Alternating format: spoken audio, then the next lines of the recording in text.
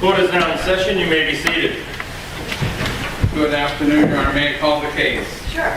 Calling number 4 on the Session J list for December 23rd, 2025. The Honorable Justice Kathleen McCarthy Nyman presiding. Cuomo versus Kelsey Fitzsimmons, 2025, 77 CR 311. Scheduled today for a motion hearing. All right, pause right here. This is a motion hearing, not a trial. No witnesses, no jury, just lawyers and a judge deciding whether conditions should change. These hearings are quiet on the surface, but they can completely reshape a defendant's freedom. Keep that in mind as this unfolds. Could counsel please identify themselves for the record? Good afternoon, Your Honor. James Kubatosi on behalf of Commonwealth. Good afternoon, Attorney Kubatosi. Good afternoon, Your Honor. Timothy Bradell on behalf of Ms. Fitzsimmons. Good afternoon, Attorney Bradell. Good afternoon, Your Honor. Martha Coakley on behalf of the defendant, Kelsey Fitzsimmons. Good afternoon, Attorney Coakley, and good afternoon, Mrs. Fitzsimmons, and good afternoon to everybody in the courtroom.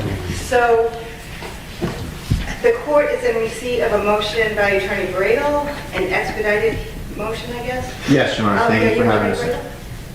Judge, we really are standing on the motion in the sense that, we've done the medical homework, if you will, and Ms. Fitzsimmons is able to muster the appropriate amount of oxygen or deep breath, and she can comply with the terms that the court has requested. This is a big claim by the defense. She can comply now. Specifically, they're talking about SCRAM monitoring, a device that detects alcohol use. The entire argument hinges on medical capability. If the judge believed this, it could mean release. If not, she stays locked up. We had her visit with the institution nurse and a couple of times, and we're confident that she's able to do it. And I hope that the court will reinstate what the court initially wanted her to undergo. Okay, I just want to make a couple of notes here. The motion is entitled as an expedited motion, which the court was willing to do, but I do want to point out a few things. That the paperwork that was submitted with the expedited motion indicated that your position is that your client's been able to, in, I guess, your mind, comply with the terms of release since November 24th of 2025. So yes. That's over a month ago. Yes. Ms. Fitzsimmons was in court on November 25th in person. Yes. And I just wanted to be clear that that was not brought to anybody's attention at that point. And here's the tension point: timing. The judge is clearly frustrated. If the defense had this medical evidence a month ago, why wait until now?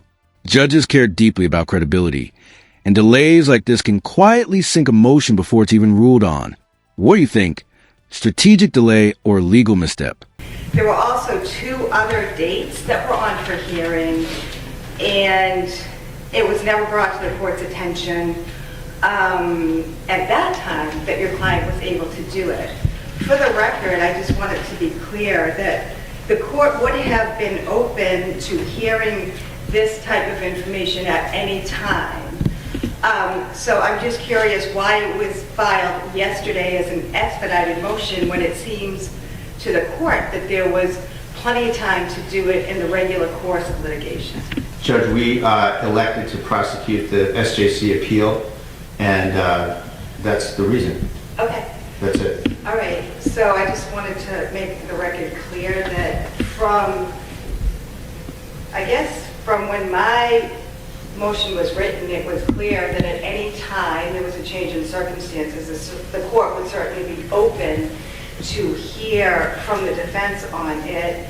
That was also made, I think, in the Commonwealth's response. That number matters. 103 days in custody. Judges don't just hear arguments.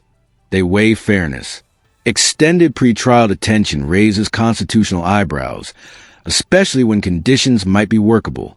This is where legal theory collides with real human consequences. To the SJC filings, the Commonwealth did indicate that that was certainly an option that you had. The single justice on October 15th also noted that that was something that Ms. Fitzsimmons could do in the event circumstances changed.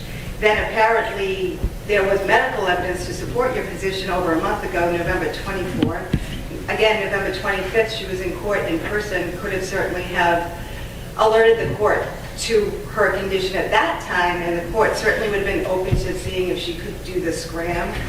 She was in then, actually December 19th, last Friday, she was in front of Judge Drexler, and Judge Drexler actually prompted the defense and brought this issue up with them. And here we are 3 months later, which is about 103 days total. Ms. Fitzsimmons been in custody, and I just wanted to make that clear. So with that said, we'll certainly hear from you. And did Attorney Kubatosi, do you have anything to say? No, I just have a question on the arguments that I've made 3 or 4 times in the past about the Commonwealth's position on the 58A, the conditions and the like. I don't need to ask anything. Okay. A couple of things, Your Honor. So I have no doubt that if we had brought it up at different times. Now, the focus shifts to mental health treatment, and this is critical. Courts often condition release on structured care, not just for the defendant's well-being, but for public safety. Notice how detailed the judge gets here? That's not casual conversation. That's the blueprint for compliance or violation. The court would have entertained it just fine, but we had a pending appeal going, and we elected to prosecute the appeal. That's fine. And it would have mooted the appeal, Your Honor. So that's sort of the legal justification as well. And the scores from the nurse at the institution, at the time were average scores. So it wasn't like she was passing these with flying colors. Okay. So it was going in the right direction, but it was Okay. it wasn't a No, that's certainly your right. grand I just slam, want to make so to sure speak. that the record's clear that this court has been open to this type of motion for 3 months. I have no doubt. No, I believe it 100%. The documentation that was submitted indicated that on November 24th, the patient was in no distress and was able to do the whatever test it is that they Incentive did at spirometer. the institution. So that's fine. So I do want to address a few things. First of all, relative to Ms. Fitzsimmons' mental health, back when I made my order, there was,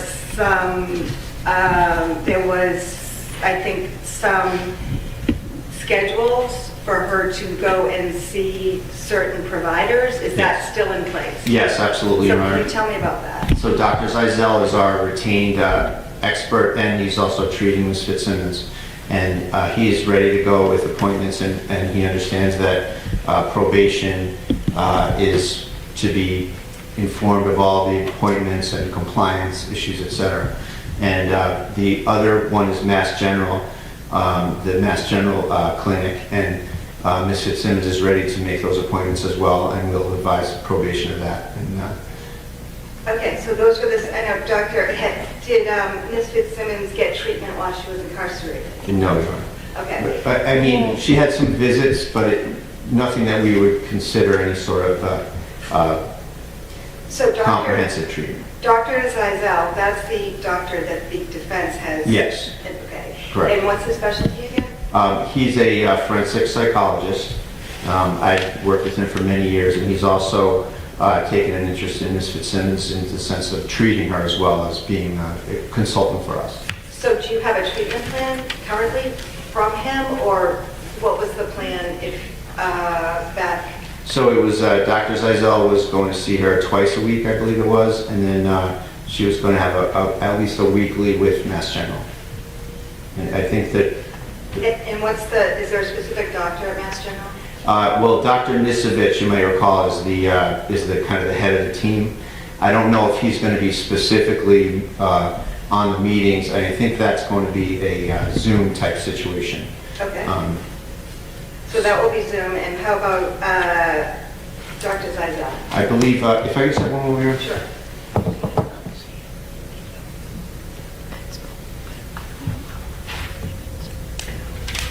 So Judge, it's going to be a Zoom with Dr. Zeisel as well, but he's available. He's very flexible. If he feels he wants to see her in person, he will certainly be happy to do that. Okay, if that's the case, with the appropriate notification to probation. So the previous conditions were GPS probation. Do we have a GPS available? Yes, we do. Okay. 24/7 house arrest, except for medical visits, psychiatric visits, attorney visits, and all of that has to be with 48 hours notice to probation. Reside at the home of William Page, and her mom's here today? Yes, sir. Lauren, is that right? Yes. Okay, could you just come forward? Could you swear her in, please? Could you raise your right hand? Do you solemnly swear to make true answers to such questions put to by the court or upon its directions to help you God? Yes. So, good afternoon. As you know, my name is Kathleen McCarthy Nyman. I have a few questions for you. Where are you currently living? 24 Oak Knoll Road in Methuen, Mass. Who lives there with you? My husband and our daughter Madison. Okay. So I think the last time that we were in court, it was just you and your husband that were living there. Is that right? No, Madison was too. Okay. So I'm going to order again. I know a few months have gone by, but I'm going to order that the Board of Probation run BOPs on all the current residents that are going to live there. And also, your last name is Page, correct? Yes. Okay, Ms. Page, your daughter, if she's released, then she's going to be in your custody. Do you understand that? And there are certain conditions that are going to be imposed.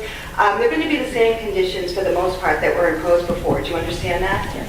And do I have your word that if it appears that your daughter is going to be violating any of those terms, that you will in fact contact the probation department? Yes.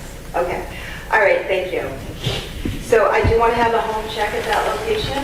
Can we do that? Your Honor, we could do it this afternoon, but I would probably need about a half hour to an hour to get that completed. And this is the cliffhanger.